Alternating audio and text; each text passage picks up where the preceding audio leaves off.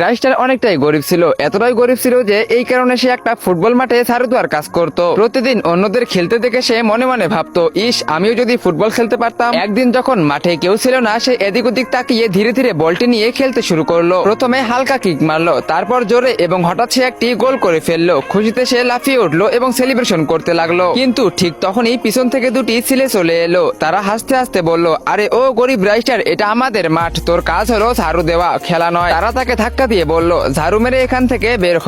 রাইস্টারের চোখে পানি এলো, সে কাঁদতে কাঁদতে সেখান থেকে পালিয়ে গেল। এই সব কিছুই এক ব্যক্তি চুপচাপ দেখতেছিলেন। তিনি আর কেউ নয়, স্বয়ং ক্রিস্টিয়ানো রোনালদো। রোনালদোর মুখে গভীর চিন্তার ছাপ ছিল। তিনি নিজেকেই নিজে বললেন, আমিও এক সময় হোটেলে ঝাড়ু দিতাম, মেজে পরিষ্কার করতাম, কিন্তু আজ আমি এখানে পৌঁছেছি। হয়তো এই বাচ্চাটিরও ভাগ্য বদলানো উচিত। কিছুক্ষণ পর রাইস্টার তার ছোট্ট ঘরে বসে কাঁদতেছিল। তখনই বাইরে একটি গাড়ি এসে থামলো, ডোরবেল বাজলো। রাইস্টার দরজা খুললো এবং সামনে দেখলো রোনালদো দাঁড়িয়ে আছেন। রাইস্টারের মুখ দিয়ে কথা বের হলো না। সে কাঁপা গলায় বলল, স্যার আপনি? রোনালদো স্যার, আমি আপনার অনেক বড় ফ্যান। তার আগে গাইস, আমাকে একজন পাবজি প্লেয়ার চ্যালেঞ্জ দিয়ে বলেছে ফ্রি ফায়ার থেকে নাকি পাবজির দর্শক অনেক বেশি বেড়ে গেছে। আজকে আমি এটাই দেখবো, তোমাদের বেশি কিছু করতে হবে না। তুমি যদি একজন ফ্রি ফায়ার প্লেয়ার হয়ে থাকো, ফ্রি ফায়ারকে মন থেকে ভালোবাসো, তাহলে ভিডিওতে লাইক করে চ্যানেলটিকে সাবস্ক্রাইব করে দাও। আর যদি পাবজিকে ভালোবাসো, তাহলে কমেন্ট সেকশনে কালো লাভ দাও, এবং ফ্রি ফায়ারকে ভালোবাসলে কমেন্ট সেকশনে লাল লাভ দাও। আজকে আমি দেখবো কার অডিয়েন্স বেশি। তারপর রাইস্টার বলল, আমারও ফুটবল খেলতে খুব ভালো লাগে, কিন্তু কি করব, আমি খুব গরিব, আমার পরার মতো কোনো ভালো কাপড়ও নেই। এই কথা শুনে রোনালদো হাসলেন এবং বললেন, চলো আমার সাথে, এখন তোমার জীবন বদলাতে চলেছে। তারা দুজনে আজ্জু ভাইয়ের কাপড়ের দোকানে গেলেন। রোনালদো বললেন, ভাই এই বাচ্চাটির জন্য সবচেয়ে ভালো ফুটবল ড্রেস দাও। আজ্জু ভাই হেসে বলল,